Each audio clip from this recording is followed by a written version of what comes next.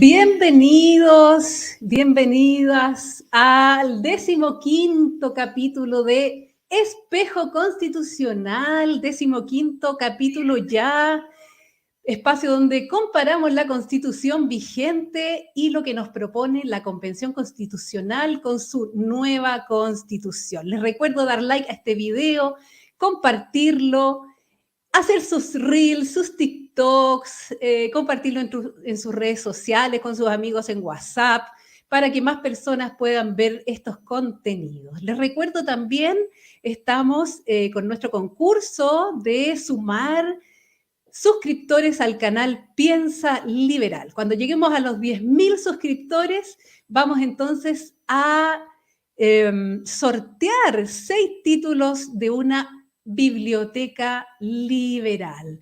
Así que a participar todos en ese concurso. Cuando lleguemos ya a los 10.000 suscriptores, entonces se va a hacer este sorteo entre todas las personas que se hayan suscrito. Así que a participar, invita a tus amigos, una real biblioteca liberal que no puede faltar en tu hogar. Bueno, y también contarles que el día de hoy tenemos un tema muy importante. ¿Se acuerdan de los ecoconstituyentes o los ecoconvencionales? Sí, esa comisión de medio ambiente, ¿cierto? Tan radical, que presentó 2 informes y fue casi en su totalidad rechazada por el Pleno. Bueno, de eso vamos a hablar hoy día, entonces, de los derechos de la naturaleza. ¿Tiene derechos la naturaleza? ¿Quién los va a llevar a cabo? ¿Quién va a hacer esa defensoría de la naturaleza? Vamos a tener más activistas, entonces, vamos a tener más instituciones públicas, más grasa estatal. Bueno, vamos entonces para conversar de este tema, tenemos una tremenda invitada. Ya estuvo en nuestro programa, Sub35. Ella es abogada, magíster en política comercial y estrategia, conductora de FNM, ahí está con un programa nuevo que partió recién ayer, directora de la Fundación Juntos Más Libres. Ella es penquista. Les hablo de Paz Charpentier, a quien le damos una cordial bienvenida. Hola, Paz. Hola Tarín, muchas gracias nuevamente por la invitación. Feliz de estar compartiendo contigo, además esa tremenda presentación se nota que es con harto cariño, así que muchas gracias. Por favor, pero maravilloso tener una invitada como tú que nos puede aclarar tantas dudas, ¿no? Tantas dudas que las personas tienen en su casa.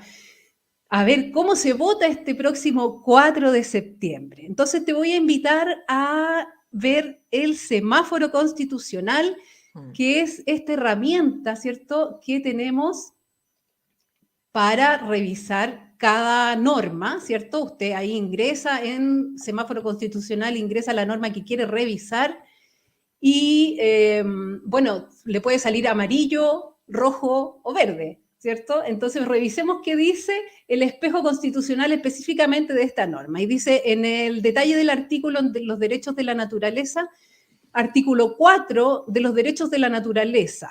La naturaleza tiene derecho a que se respete y proteja su existencia, a la regeneración, a la mantención y a la restauración de sus funciones y equilibrios dinámicos que corresponden los ciclos naturales, los ecosistemas y la biodiversidad. El Estado, a través de sus instituciones, debe garantizar y promover los derechos de la naturaleza según lo determina la Constitución y las leyes. El comentario del equipo constitucional, por supuesto que está en rojo furioso. Dice, esta innovación jurídica puede tensionar la actividad agroindustrial, además de problemas de representación y la titularidad de dichos derechos. ¿Cuál es el estatuto jurídico de la naturaleza? ¿Qué pasará en el caso de la colisión de derechos entre una persona y los derechos de la naturaleza? ¿Qué criterios se utilizarán para establecer bajo qué circunstancias prima uno u otro? ¿Qué te parece entonces lo que nos dice el semáforo constitucional, Paz? Cuéntame tu opinión. Fíjate que súper bien el semáforo y yo, de verdad que bueno que están difundiéndolo porque realmente es súper bueno el semáforo constitucional, sobre todo para quienes no están ni ahí con el derecho porque no era su área de expertise Aunque ahora en Chile yo creo que todo el mundo sabe mucho más derecho constitucional que muchos convencionales, de hecho. Y me dio risa porque, Tarín, dices tú que yo vengo a resolver aquí dudas, pero en realidad que yo tengo las mismas dudas que todos, digamos, yo vengo a exponerles. Además, ¿qué otras dudas podemos encontrar en estos mismos artículos? Porque la verdad es que todos sabemos que la Convención Constitucional no fue muy... No ha sido, bueno, la propuesta de texto en sí misma no es muy clara, sino que además con todo esto de los significantes vacíos, uno puede darse cuenta que en realidad aquí lo que se hizo fue incluir e incorporar nuevos conceptos que ni siquiera los propios convencionales saben qué significan, porque la idea es que posteriormente los burócratas de turno vayan llenando de contenido esos conceptos, y esa es la razón por la cual esta propuesta de texto tiene tantas palabras que nadie entiende, ni ellos. ¿Ah? Pero bueno, fíjate que ahí tú señalaste dos puntos súper importantes. El tema de la titularidad de los derechos y el tema de la colisión de derechos. Pero mira, o sea, tratemos de salirnos un poco como siempre de este debate como bien ideológico que existe con ocasión y obviamente dentro del debate de lo que significa la propuesta de texto constitucional. Dale. Fíjate que jurídicamente hablando, esto es un debate súper jurídico, si es que uno va a considerar la naturaleza como sujeto de derecho o no lo va a considerar como sujeto de derecho. Y todas las personas que están preocupadas de la protección del medio ambiente se han planteado esta discusión, ¿ya? Y es una discusión que se está dando a nivel internacional desde la perspectiva jurídica.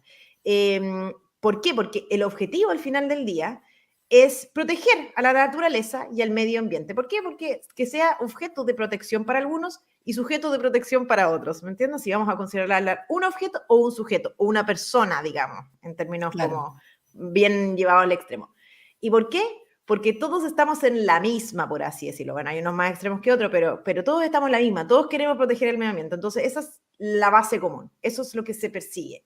Entonces, la pregunta en relación a la consagración de la protección del medio ambiente, o más bien de los derechos de la naturaleza en la propuesta de la Convención, más allá de si es algo ideológico o no, la pregunta que tiene que convocarnos a todos es si efectivamente esta forma de proteger al medio ambiente y a la naturaleza es la más idónea para cumplir el objetivo. Esa es la pregunta, ¿verdad? Porque yo creo que nadie podría oponerse a la protección de la naturaleza, ¿verdad? Claro Obviamente estamos todos en acuerdo en que queremos sin duda caminar hacia un desarrollo más sostenible, o sea, eso es obvio, creo que ya es indiscutible a esta altura, ¿cierto? Bueno, y la respuesta a esa pregunta, yo me la hice legítimamente al evaluar la propuesta de texto constitucional, y lo digo seriamente. Porque en general este tema no es de mi área de expertise, no es de mi área de estudio, por lo tanto yo cuando me presenté a estudiar esto, cuando me dije ya voy a estudiar los artículos porque tenemos que estudiar la propuesta, lo quise evaluar legítimamente, es decir, desde la buena fe, ya no con ningún tipo de sesgo previo que habitualmente uno tiene al enfrentarse a estos temas. Bueno, y la respuesta es que no. Lamentablemente la forma que se ha escogido aquí no es la idónea. Y ahora entonces es importante que conozcamos cuál es esa forma, ¿verdad? Y la forma que se escogió es si considerar o no como un sujeto de derechos a la naturaleza y no más bien como un objeto de protección, ¿ya? Exacto. Ya. ¿Por qué? Porque resulta que aquí, como todas las cosas, cuando uno construye cosas, en general la realidad se tiende a imponer. Esa es nuestra perspectiva y ahí viene un poco la mirada más desde el punto de vista de las ideas, ¿verdad? ¿Por qué? Porque la naturaleza, hasta donde sabemos nosotros, sin perjuicio de las cosmovisiones que tengan algunos pueblos indígenas, pero lo que se ha probado hasta el momento es que la naturaleza no tiene voluntad, la naturaleza no tiene deberes, por lo tanto no puede ser un sujeto de derechos, porque los sujetos de derechos no tienen derechos, tienen obligaciones y son capaces de manifestar su voluntad. Por ejemplo, una persona jurídica, esto es un tema fome, pero es medio desértico, digamos, pero las personas jurídicas, por ejemplo, manifiestan su voluntad a través del directorio, por ejemplo, de la sociedad. El directorio, a través de declaraciones, efectúa una manifestación de voluntad de cuál es la voluntad de esa sociedad en particular, de esa persona jurídica. Y esa persona jurídica asume obligaciones y contrae consecuencialmente también algunos derechos, ¿verdad? Bueno, la naturaleza no. ¿Ya? La naturaleza no es un sujeto de derecho. Eso para partir. Y por lo tanto, esa es la razón por la cual muchos se decantan por la alternativa de, oigan, tenemos que considerarla un objeto de protección, más no un sujeto de derechos. Primero por eso, ¿verdad? Porque no son la naturaleza no es capaz de manifestar la voluntad. Segundo, bueno, luego, sí ya, ok, demos ese paso. estimemos que la naturaleza, vamos a construir este concepto y decir que la naturaleza es un sujeto de derechos porque creemos que esa es la vía para poder propender a una mejor protección. Bueno, entonces la pregunta que sigue es, bueno, pero entonces, ¿quién va a ejercitar esos derechos por parte de la naturaleza? ¿Quién va a exigir el cumplimiento de esos derechos? Eso es súper importante porque de Sí, nada sirve consagrarla como un sujeto de derechos si es que no se puede exigir el cumplimiento de las cosas a las que la naturaleza va a tener derecho, ¿cierto? Bueno, exacto. y ahí empieza el segundo problema de esto, ¿verdad? Ok, ¿Quién es? creemos la Defensoría de la Naturaleza, ¿verdad? Y ahí se crea este organismo a nivel constitucional que es la Defensoría de la Naturaleza. Entonces dice, ok, una Defensoría de la Naturaleza, qué interesante. Bueno, se desechó la Defensoría de las Víctimas, ok. Se llevó a nivel constitucional el Instituto Nacional de Derechos Humanos. Ya está, ¿qué vamos a hacer, cierto? Bueno, pero resulta que cuando uno consagra a un organismo de este estilo, uno se tiene que fijar siempre en cómo se escogen a los miembros, ¿verdad? ¿Y cómo se va a Claro. escoger al defensor de la naturaleza? Al defensor de la naturaleza se va a escoger de una terna propuesta por ONGs medioambientales. Uf, Entonces, y bueno, digan ustedes qué son la mayoría de los convencionales o qué fueron la mayoría de los convencionales que redactaron esta propuesta de texto constitucional. Bueno, dirigentes de ONGs medioambientales. Entonces el Congreso, con una mayoría absoluta de diputadas y diputados en ejercicio en esta nueva estructura, ¿cierto? Que eventualmente tendría el poder legislativo en nuestro ordenamiento jurídico, va a escoger de una terna propuesta por las ONGs medioambientales. Entonces ahí uno dice, ya, ok, entonces aquí básicamente van a ir a decantar la totalidad de los convencionales o muchos de ellos en esta Defensoría de la Naturaleza. Bueno, y ahí está el problema. El problema es, ¿cumpliremos a través de un organismo cuyo riesgo de politización es extremadamente alto el objetivo de proteger a la naturaleza y el medio ambiente? Y aquí les pongo dos casos que van a ser o sea, hay dos situaciones y dos ejemplos en nuestro ordenamiento jurídico y en la esfera pública, digamos, que nosotros podemos ver en donde se ha intentado lo que se pretende hacer con la Defensoría de la Naturaleza de manera absolutamente fracasada porque la política se come al objetivo. La Defensoría de la exacto. Niñez, ¿verdad? Es un caso claro de Exacto. eso. Marcela Cubillos lo menciona en su libro. Bueno, díganme ustedes, dice ella, muéstrenme un informe en donde digamos que la niñez está más protegida de esa manera, ¿verdad? Y el caso emblemático, lo hemos visto por estos últimos días, Sergio Mico, ¿verdad? El Sí, claro. Instituto Nacional de Derechos Humanos.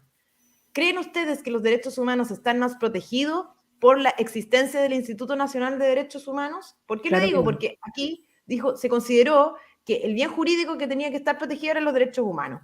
Y se creó una institución para eso. ¿Están más protegidos los derechos humanos? No, lamentablemente no, porque el Instituto Nacional de Derechos Humanos nos demostró en el último tiempo el riesgo de politización que tiene. Tanto es así que hasta Sergio Mico salió cascando la cuestión. Entonces, ojo con eso, ojo, que uno se Exacto. puede de repente enamorar de ciertas estructuras y decir, chuta, ¿sabes qué? Oye, está súper bueno, mira qué interesante, o sea, qué avanzado, qué progresista, pero en buenos términos, digamos, qué Claro. progresista, qué visionario considerar la naturaleza como un sujeto de derecho.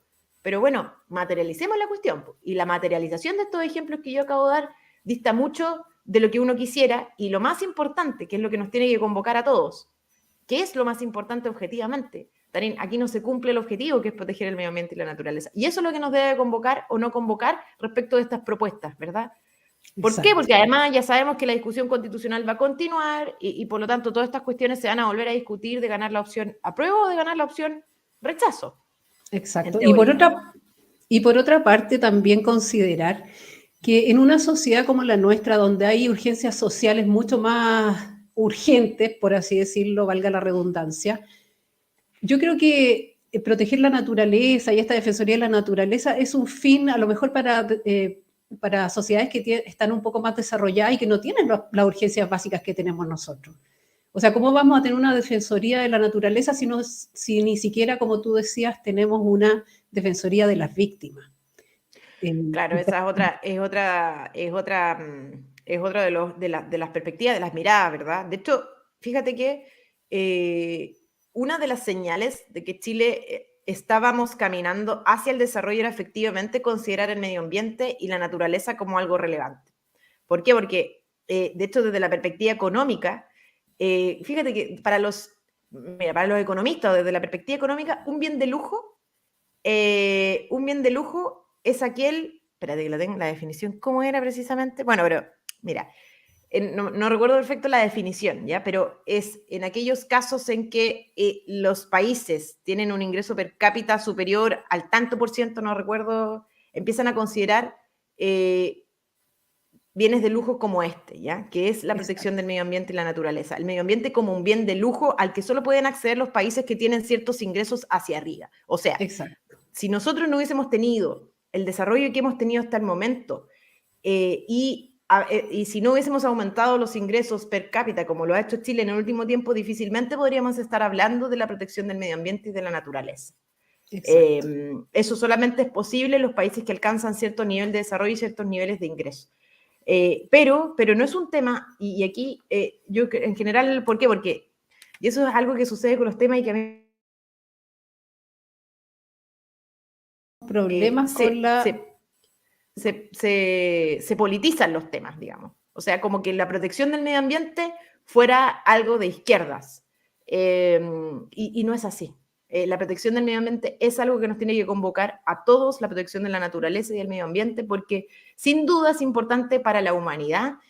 Las personas tenemos derecho a vivir en un medio ambiente libre de contaminación. Nuestros hijos y nuestra descendencia tienen derecho a ver los glaciares, tienen, en el fondo, es parte de lo que nosotros necesitamos para trascender como humanidad. Y por lo tanto tenemos que darle un significado, darle una importancia. Ahora, eso dista mucho de la posición de algunos de los ecologistas, básicamente, que en definitiva estiman que el propio ser humano es en fondo un participante en el fondo del medio ambiente, esencialmente destructivo de todo lo que lo rodea y por lo tanto prácticamente somos nosotros quienes deberíamos dejar de existir.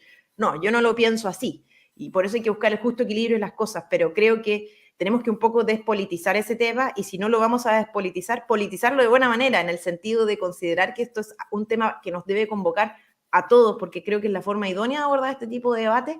Y no solamente la forma idónea de abordar este tipo de debates porque son importantes para todos, porque todos estamos en el mismo planeta y en el mismo país, aunque algunos no queramos estar a veces, sino porque al final del día somos incapaces de abordarlos y resolverlos. Y se nos va, de alguna manera, explotar en la cara. Entonces yo como que los invito a de repente sacarse el tema político de la mente al abordar estos temas. Porque además, desde una perspectiva electoral en este momento no nos conviene tampoco, porque son temas de la gente joven, ¿verdad? Gente Claro.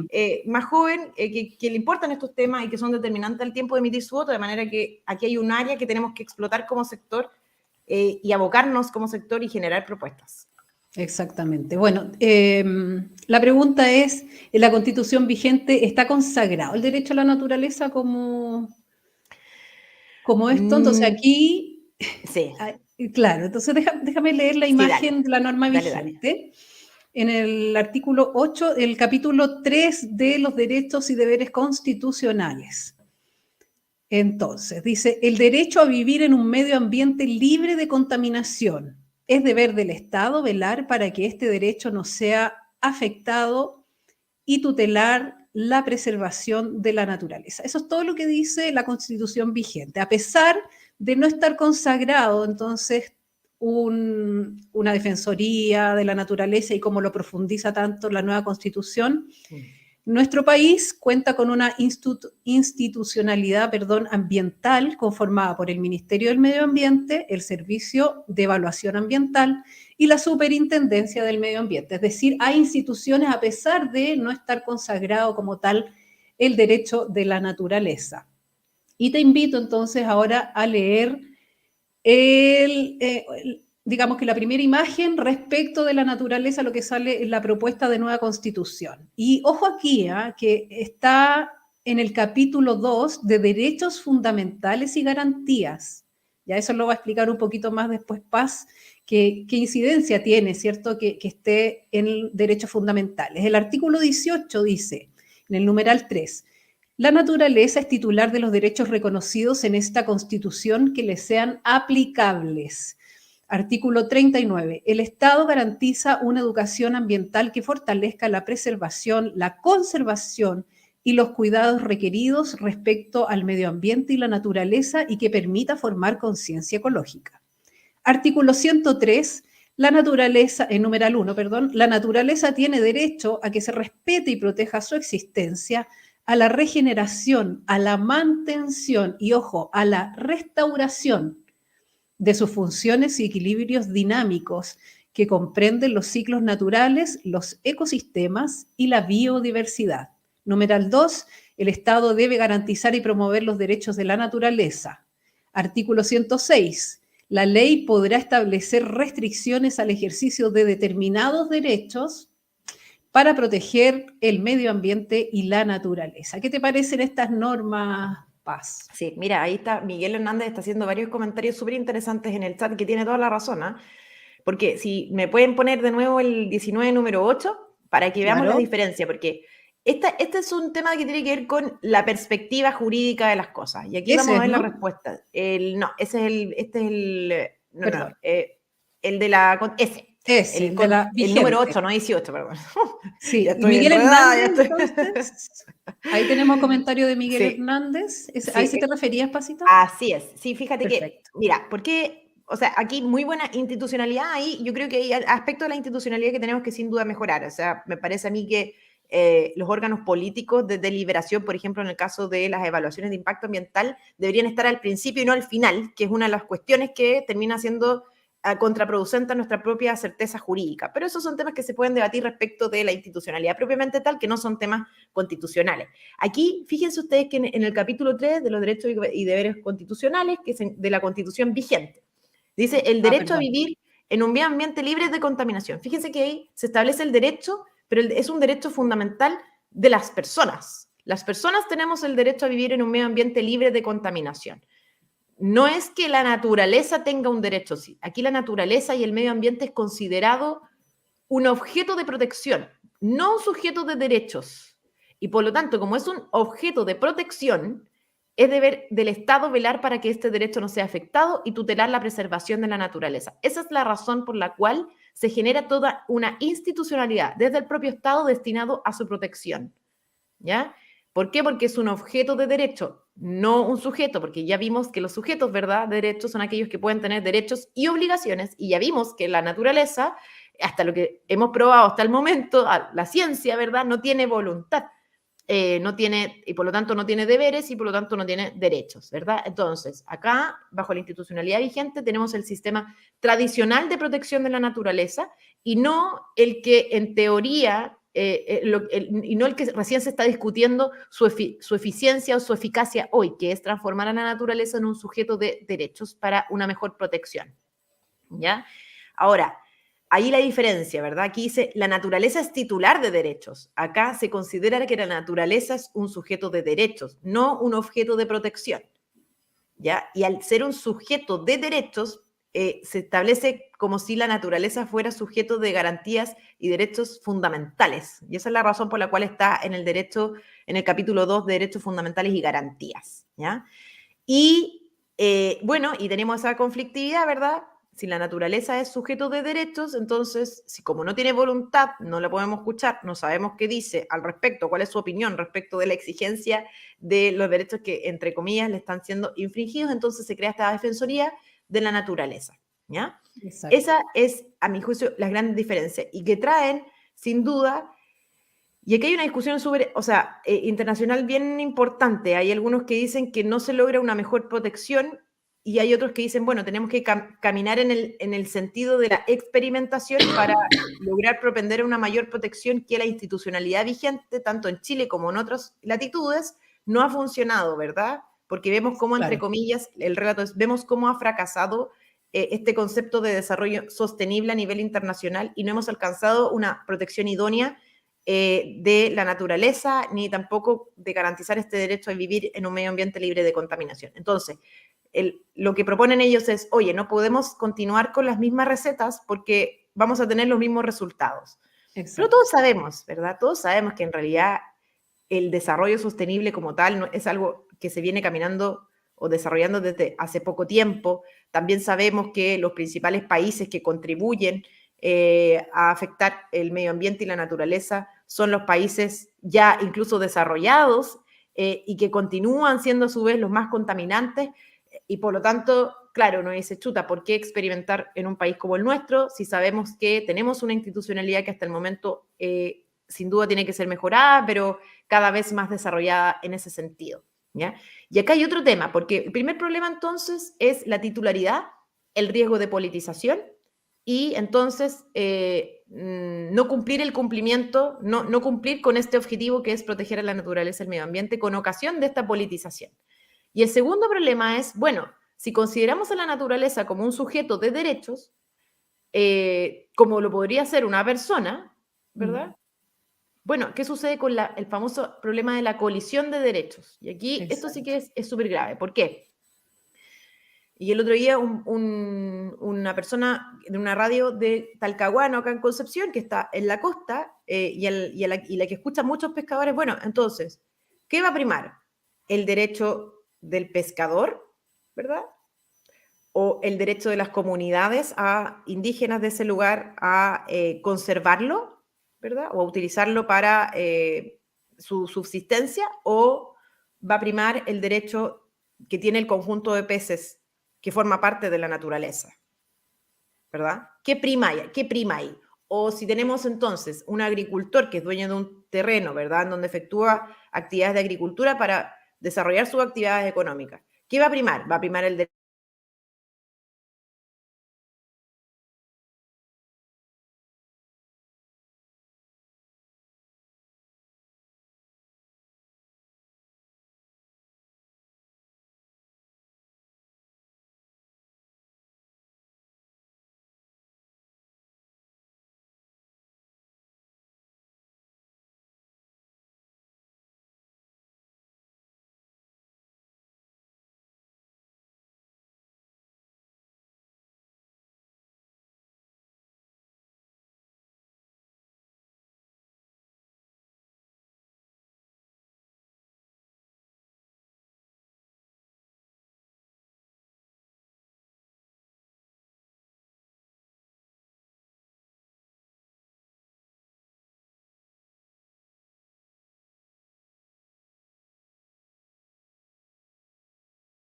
recurren a tribunales. Hoy día eventualmente la naturaleza podría, a partir de esta defensoría, defenderse por sí misma, sin un vínculo necesariamente a una persona o grupo de personas. Y el riesgo que yo veo en eso es que no sabemos muy bien qué piensa la naturaleza.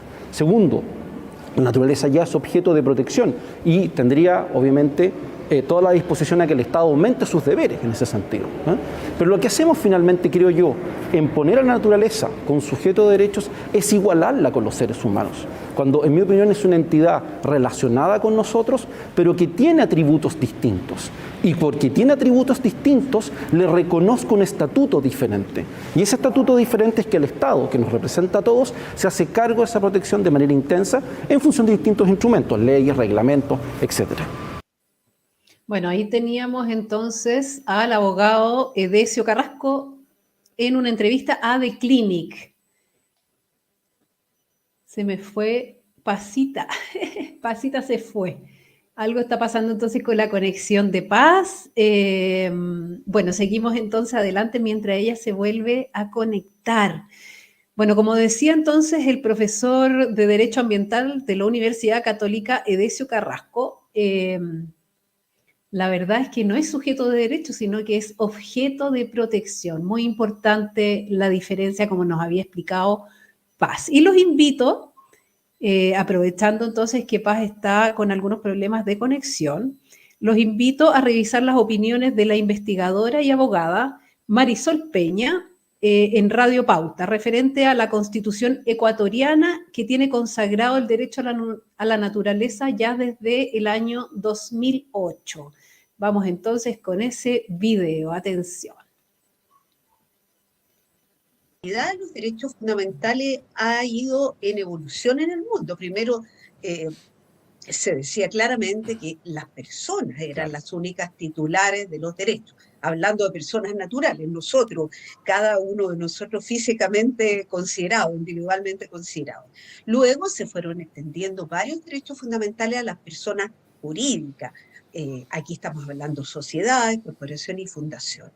Pero últimamente, claro, la doctrina constitucional ha ido abriéndose a la posibilidad de reconocer derechos fundamentales a los animales, a la naturaleza. En el caso específico de esta norma que ha sido aprobada, esto forma parte de una cosmovisión que viene del mundo indígena. Eso me gustaría recalcarlo porque desde el punto de vista de la cosmovisión indígena, lo que prima no es un enfoque biocéntrico, donde la persona es el centro respecto del entorno que la rodea, sino que lo que prima es una especie de mundo integral donde la persona está en una condición de igualdad con el resto de lo creado, digámoslo así, incluyendo dentro de esto último la naturaleza. Preliminarmente habría que entender esta irrupción novedosa en nuestra constitución de la naturaleza como sujeto de derecho. Bueno, Oye, entonces te habías quedado frozen, como dices tú. No sé por qué, traté de distintas maneras de conectarme a través del teléfono, todo no me resultó. Pero, Sí, y yo claro, me lo equivoqué que... déjame contarte, Paz, y yo me equivoqué de video. Así que ¿Qué voy a mostrar el video que era, ¿ya? ¿Te parece? De la misma Marisol Peña, por eso me equivoqué de video. Oye, pero puedo hacer un pequeño comentario que me quedó pendiente antes, que era súper relevante, súper relevante, porque creo que ilustra súper bien el tema de la colisión de derechos, para que podamos después pasar a analizar los videos, pero el tema de la colisión de derechos es fundamental. Entonces, acuérdense del otro ejemplo que está recién comentando, que tiene que ver con este agricultor, ¿verdad? ¿Qué va a primar? ¿El derecho del agricultor a su propiedad, ¿verdad? ¿O va a primar el derecho, en el fondo, de la naturaleza a que no sea explotado ese lugar? ¿O va a primar el derecho de los pueblos indígenas, ¿verdad? A continuar ejecutando sus ceremonias en un conjunto de árboles aledaños o que está levemente afectado por el trabajo del agricultor. Entonces, ese es el gran problema, ¿verdad? Y justamente como lo decía Marisol ahí, tiene que ver con esta consagración, tiene que ver, se enmarca dentro de una discusión internacional en esta materia de cómo caminar a una mejor protección del medio ambiente, pero también tiene que ver con la fuerte influencia que pudieron lograr los pueblos indígenas en comunión con el Partido Comunista dentro de la Convención Constitucional. ¿Ya? Y también es el resultado de ese tejimaneje, por así decirlo, político que hubo dentro de la convención. Así que eso quería comentar. Sí, exactamente. Gracias. Y justamente, no, por favor, justamente en el video que viene habla Marisol respecto de la Constitución de Ecuador, ¿ya? Donde sí hay problemas. Atento con esto. Dale.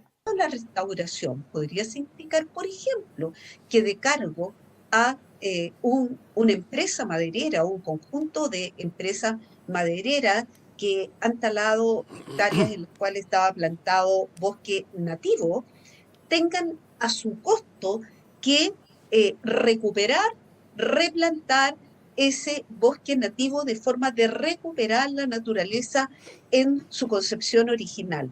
Pero no solo eso, la Constitución ecuatoriana dice que el derecho a la restauración, que es un derecho de la naturaleza, es independiente de la obligación que tiene el Estado y las personas naturales o jurídicas de indemnizar a los individuos y colectivos que dependan de los sistemas naturales afectados. Traducción, la empresa maderera no solamente va a tener que invertir para restaurar esos árboles de araucaria que taló y que, como sabemos, se demoran por lo más cientos de años en crecer, sino que además va a tener que indemnizar eventualmente a la comunidad de pueblos originarios que tengan su hábitat de vida porque le alteró una parte sustancial de su hábitat. No sé si se aprecia la diferencia. Hay, digamos, dobles obligaciones que pueden surgir basado en este ejemplo que lo estamos copiando, tomando aquí por razones pedagógicas de la Constitución ecuatoriana, de lo que sería el derecho a la restauración de la naturaleza. ¿Qué te parece? Y voy a agregar a la transmisión para que revisemos el artículo 103, que efectivamente habla de la restauración de sus funciones y equilibrios dinámicos que comprenden los ciclos naturales, los ecosistemas y la biodiversidad. Es decir, también acá se instala este principio de la restauración. en nuestra propuesta de nueva constitución, Paz. Oye, pero parece que no estamos viéndolo en la pantalla, ¿o sí? ¿O soy yo la que no ve? Porque estamos como a un lado, pero no se ve nada. No se ve el texto, por ejemplo, del artículo 103. Qué extraño. ¿Tú lo ves? ¿Y la Yo lo gente veo. Ah, Yo lo entonces veo, soy pero yo. espérame, no. Sí, yo creo que ahí No, tampoco. debo ser yo tal vez. No, pero no importa. Es que- Sí, que nos confirmen en el chat si soy yo o Darín. No, sí, debo ser yo, no, está perfecto. No, algo pasa. A ver que nos ayude Ángelo. Ángelo. Ya, pero no importa. Entiendo perfecto a lo que vas. Y acá lo tengo, Sí. lo podemos. Mira, de aquí 103. Porque acá es importante ir leyendo 103. La naturaleza tiene derecho a que se respete y proteja su existencia, a la regeneración, a la mantención y a la restauración de su función y equilibrio. Exacto. Sí, es así. La interpretación. A ver, finalmente estas cosas tienen que ver con el aterrizaje que van a tener a nivel jurisprudencial. Va a depender muchísimo de cómo se integre el final del día la Corte Constitucional y cuál va a ser el sentido y alcance de estas normas. Ahora, uno sabe también que todas las limitaciones que se pretendieron incorporar durante el proceso constitucional a estos artículos y a cuántos otros, ¿verdad? Todas ellas fueron rechazadas. Rechazadas por buenas y por malas, da lo mismo en el fondo su sentido, aun cuando fuera el objetivo de limitar lo que se estaba consagrando, y por lo tanto, claro, cuando gente como nosotros vaya a tener que, de alguna manera, interpretar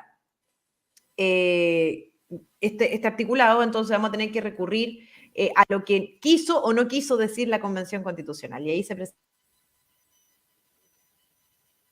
Ahí se presenta otro problema, que no hay transcripción, no hay me parece que se quedó de nuevo Pasita congelada. La vamos a bajar entonces. En la nueva constitución entonces no hay actas, no hay transcripción como para que el legislador pueda revisar lo que quiso decir el legislador en la norma. Eso me parece que a eso se refería Paz en ese sentido. Bueno, avancemos entonces a ver si puedo subir, si es que ustedes ven esa diapositiva. Me gustaría si alguien del chat me puede avisar. No, me dicen que no carga.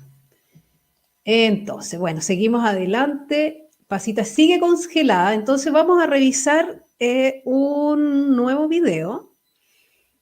Entonces, vamos a revisar el video de nuevo del profesor Adacio Carrasco, pero esta vez hablando de otro tema, de sustentabilidad. Vamos entonces con eso. Los derechos de la naturaleza no añade nada. De hecho, el mejor país con mejor desempeño ambiental en el mundo, que es Dinamarca, no tiene ninguna disposición ambiental en su constitución. Y Chile, sin tener derechos de la naturaleza, es el con mejor desempeño ambiental, al menos en Latinoamérica.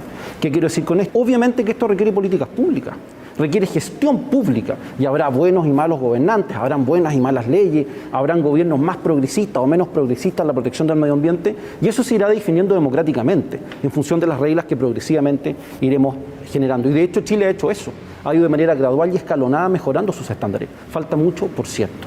Tenemos un sistema de evaluación de impacto ambiental. Bueno, malo, regular, antiguo, es del año 94, el último reglamento es del 2012, y por supuesto que requiere una renovación, requiere más participación ciudadana, probablemente más regulación sobre algunas especies que tú nombraste, pero tenemos un sistema que podrá funcionar bien, mal o regular respecto a determinados proyectos, pero eso tiene una solución institucional hoy día. Pero hay una respuesta institucional, y en mi opinión la Constitución, al menos respecto a ese tipo de circunstancias, en principio no añade nada, salvo que efectivamente una Defensoría de la Naturaleza estime que hay especies ahí que eventualmente requieren de una protección adicional. Y mi duda está en quién representa a la naturaleza. Y a mí me parece que el desafío que Chile tiene que articular es un desafío por la sustentabilidad. Tratar de articular estos tres principios y otros adicionales para de alguna manera, en un engranaje virtuoso, a partir de buenas políticas públicas, dar respuesta. Bueno, entonces ahí teníamos las palabras, ahí volvió Pasita, qué Sí. bueno. Oye, no sé si me ven ahí, pero me conecté desde el teléfono y lo puse aquí porque me tinca que mi internet de la casa es el que está fallando, así que aquí Sí. estoy, no sé si se escucha bien o mal. Perfecto, te escuchamos y te vemos perfecto, así que estupendo. Ya, bacán. Así que porque está demasiado inestable. Oye, estaba escuchando perfectamente el video el video que Edexio. estabas mostrando. Sí, Sí. sí, sí.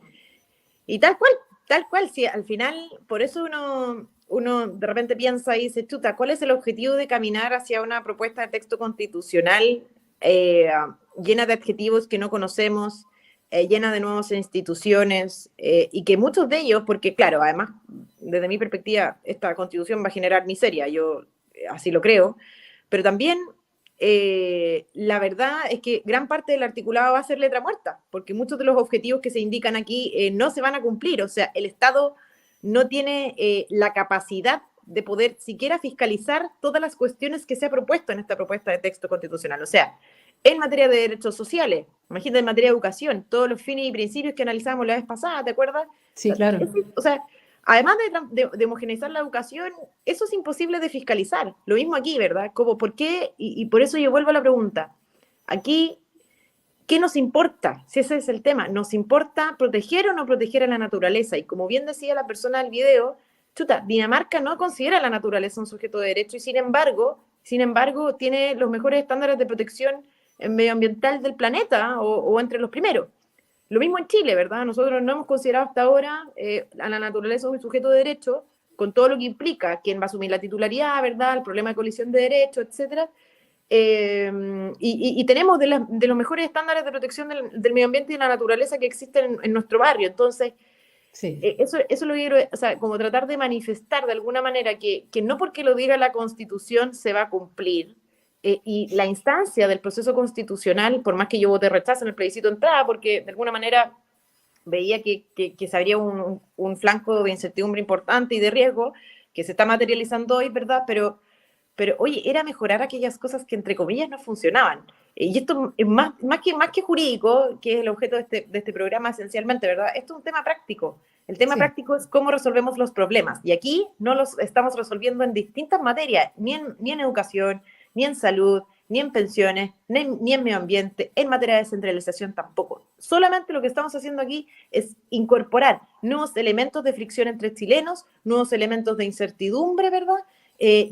Al final estamos generando, en el fondo, un elefante blanco que no vamos a poder sacar de la mesa en mucho tiempo. Ese es el problema, Tarín. Exactamente, ¿no? Y el tema, como tú bien lo decías antes, del peligro de la politización y que en el fondo las instituciones se usen de mala manera, ¿no? Y además más grasa estatal, que es lo que menos necesitamos.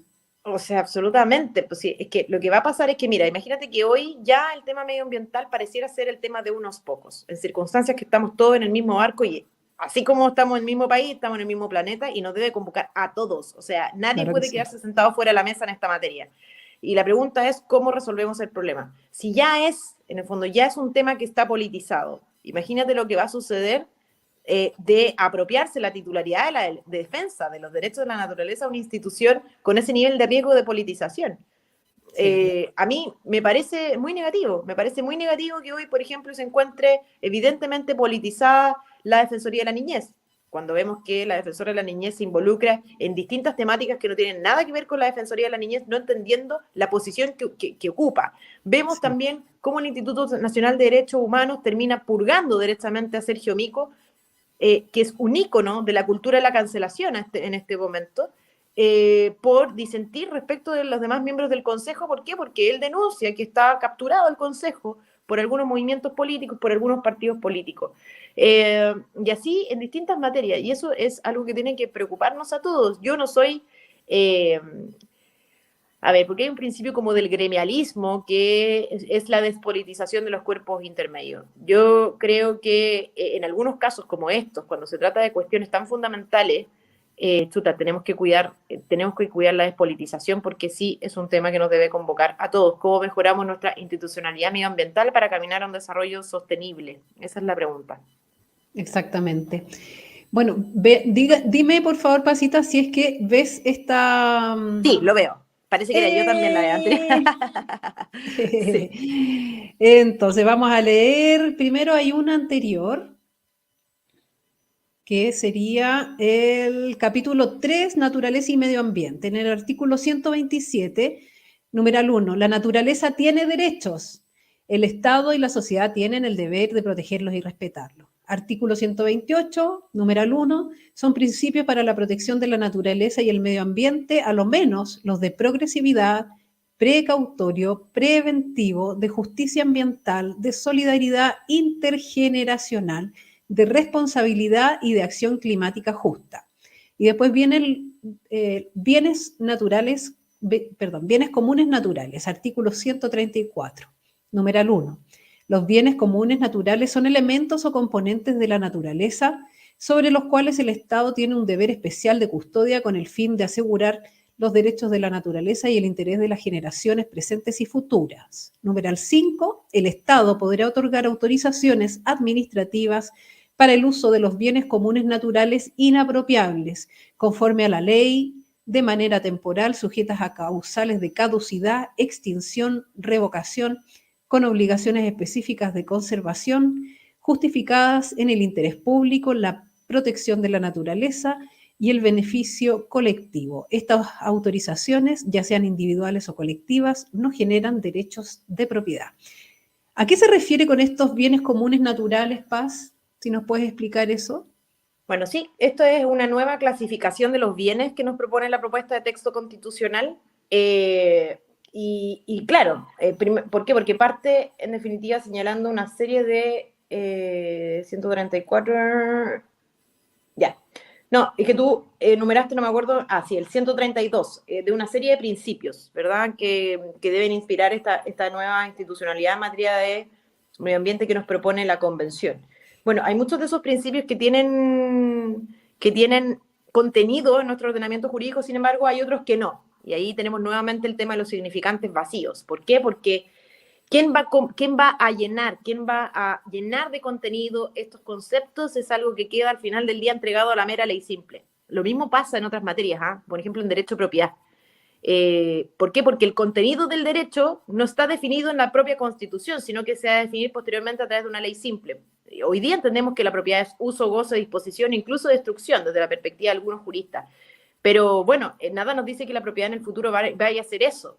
Esos son los famosos significantes vacíos, palabras que no significan nada hoy, ni los propios convencionales entienden qué significa, pero que van a ser llenadas por los burócratas de turno en el futuro. Y ese es un problema porque no ofrece certezas. Eso primero que todo. Y segundo, bueno, más allá de que se consideran una serie de bienes comunes naturales que hoy no están consagrados así en la Constitución vigente, a mí me interesa abordar el tema del agua, porque es un tema que en general preocupa a muchísimos y a muchísimas personas. ¿Por qué? Porque fíjate que todo el debate que existe hoy en torno al agua ha sido resuelto, al menos en sus aspectos esenciales, por el Código de Aguas promulgado en marzo de este año por el presidente Gabriel Boric. Desde que ya no existe libertad de uso en nuestro país para los derechos de aprovechamiento de agua, ni tampoco existe, y adicionalmente existe la consagración del derecho humano al agua en el propio Código de Aguas promulgado por el presidente Gabriel Boric en marzo de este año. Y no porque Boric haya sido muy diligente en negociar este nuevo Código de Aguas, sino que esta es una negociación que viene hace 10 años, 11 años en el Congreso Nacional. Claro. La nueva institucionalidad en materia de aguas que nos propone la Convención sería echar por tierra todo lo que se avanzó con el Código de Aguas. No sabemos qué va a permanecer y qué no, ¿ya? ¿Por qué? Porque cambia el paradigma desde estos derechos de aprovechamiento a meras autorizaciones de uso otorgadas por la autoridad que tienen un carácter incomerciable, son esencialmente revocables. Perdona. Sí, eso significaría, en caso de aprobarse la nueva Constitución, ¿sería ese Código de Aguas desechado por inconstitucional? Después de 10 años de tramitación.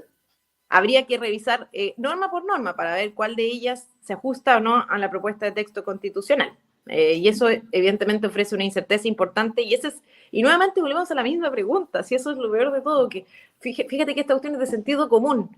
¿Cómo resolvemos el problema? Aquí en Chile tenemos un riesgo hídrico que aumenta cada vez más. Y el riesgo hídrico es la brecha que existe entre la oferta de agua y la demanda de agua, que necesariamente va a ir aumentando en el futuro, ¿verdad? La brecha cada vez va a ser mayor, vamos a demandar más agua y vamos a tener menos agua disponible. Esta brecha va a ir aumentando, ¿verdad? Ese es el riesgo hídrico. El riesgo hídrico se explica en un 47% conforme a informes que no particularmente vienen de nuestro sector político, por la mala gobernanza del agua. Aquí lo que se propone es una completa nueva gobernanza, por así decirlo. Vamos a entrar a revisar completamente de nuevo el sistema, en un momento que es crítico, digamos, crítico desde la perspectiva del recurso mismo.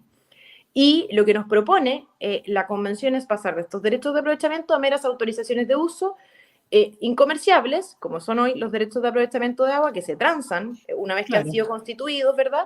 Y parte de garantía, ¿no? Se dan en garantía para se pueden otorgar en garantía, ¿verdad?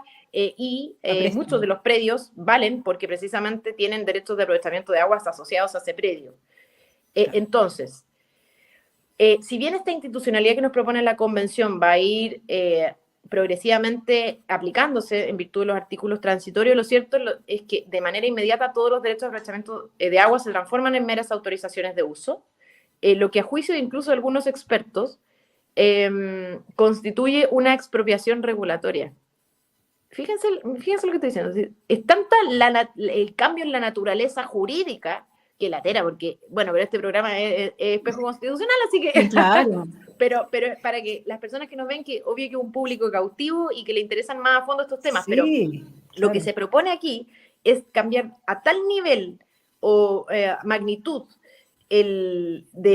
jurídicamente hablando el tema, que se produce en el fondo una expropiación del derecho, porque tú tienes propiedad sobre la concesión administrativa, sobre este derecho de aprovechamiento de agua, de acuerdo al Código de Agua actual, ¿verdad?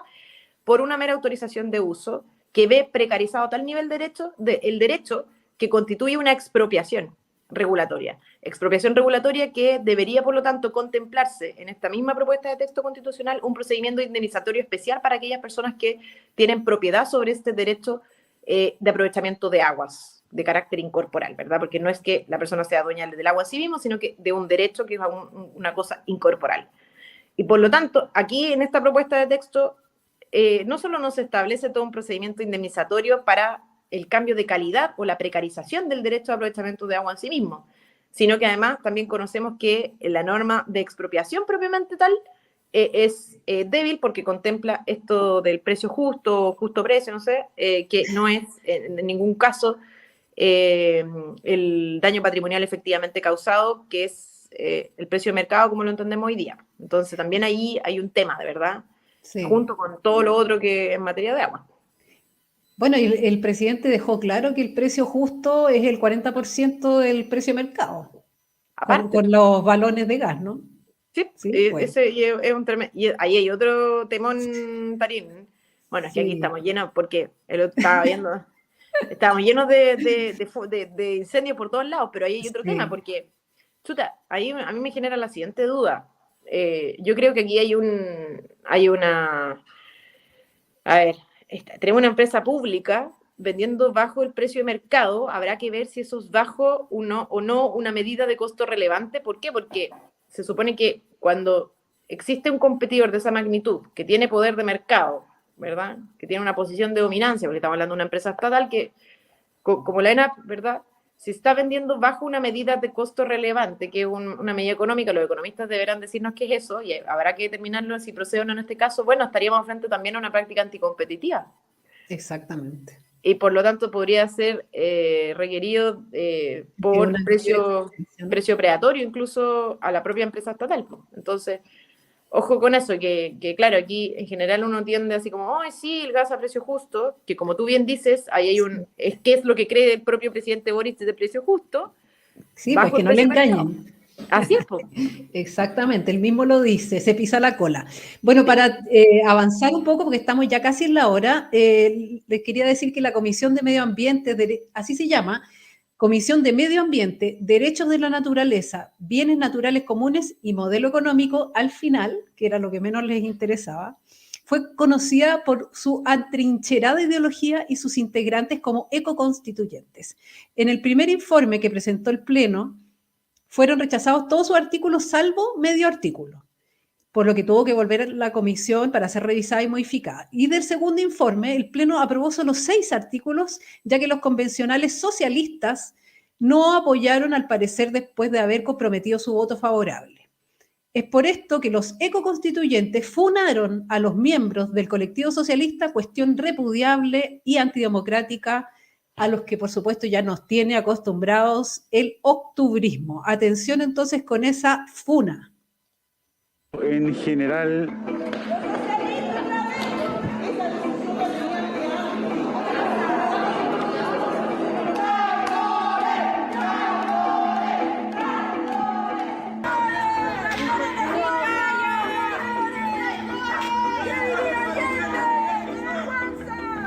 esta es una decisión totalmente irresponsable por parte de Carlos Calvo, Adriana Cancino, Tomás Laibe. Exigimos que ellos den respuesta. Que el Partido Socialista en cada comisión ha logrado intervenir para mantener el modelo. Ellos no quieren cambiarlo. Bueno, lo que estamos viendo acá es un neofascismo de izquierda. Pero lamentablemente la tónica del día ha sido la persecución, la funa y el matonaje.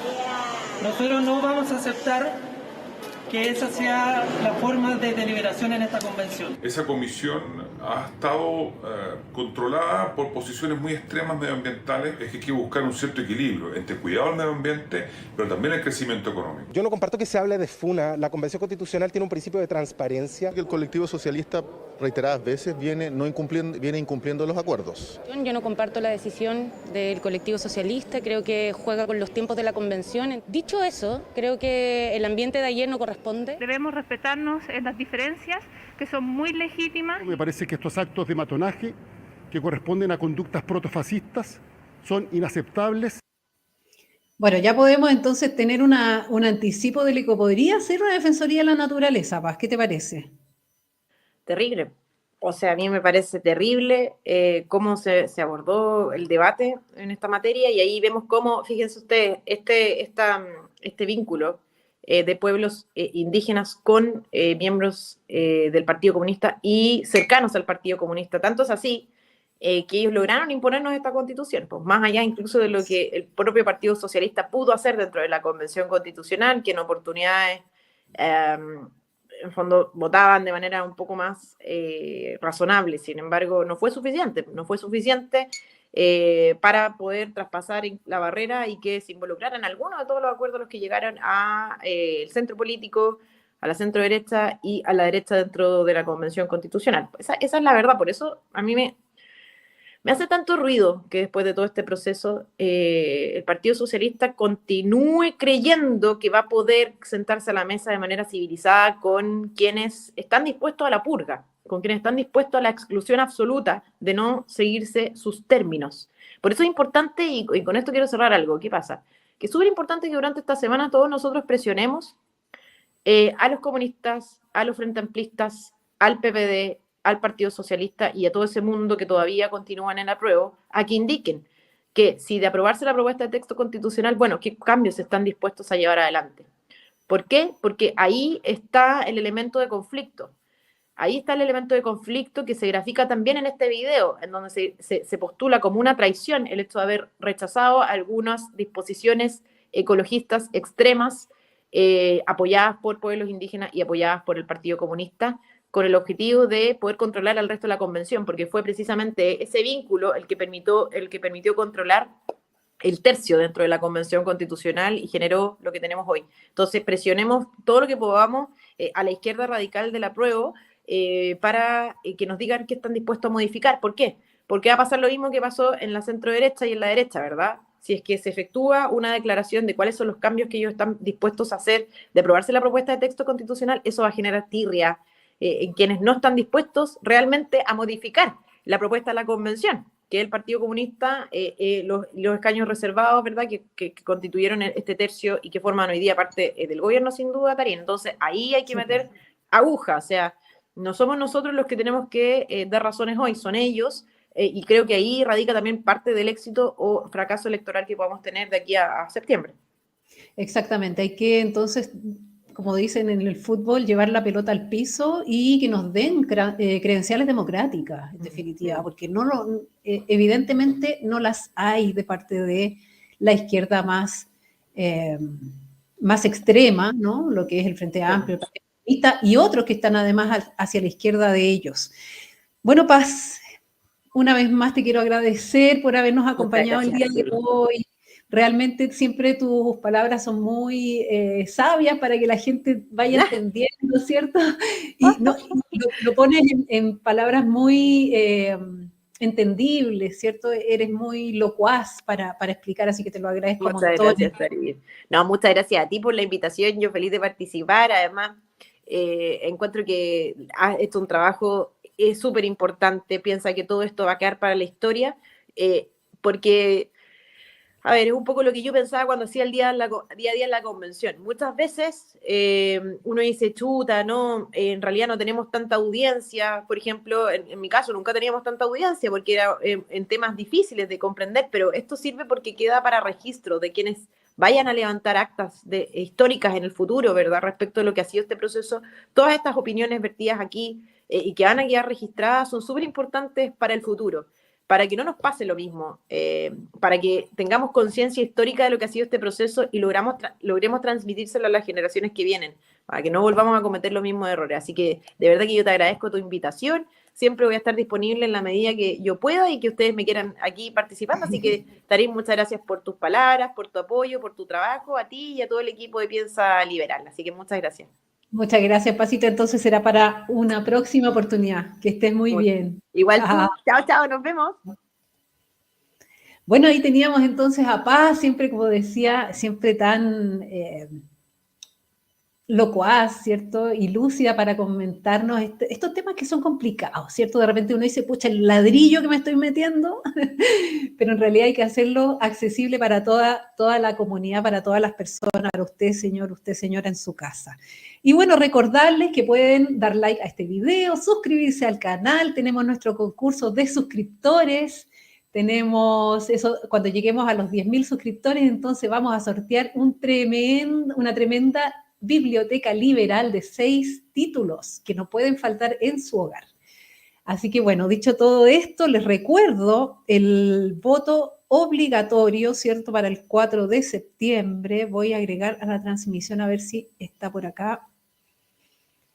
El voto, no está por acá.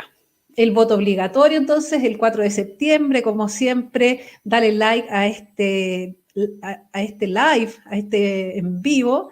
Y bueno, les quiero contar que el próximo viernes vamos a tener al profesor Luis Silva para hablar de las reformas, de los candados que nos pone la nueva Constitución para poder hacer esas reformas. Así que lo esperamos el viernes a las 11 de la mañana y que tengan una muy linda tarde. Chao. ¿Alguna vez te has preguntado por qué tu equipo de fútbol favorito o los buenos jugadores de tenis pueden jugar también en una cancha con un pasto en perfectas condiciones? Pues lo mismo pasa con tu infraestructura de TI. Una red de computación bien construida y mantenida es esencial para el buen funcionamiento de tus sistemas y aplicaciones.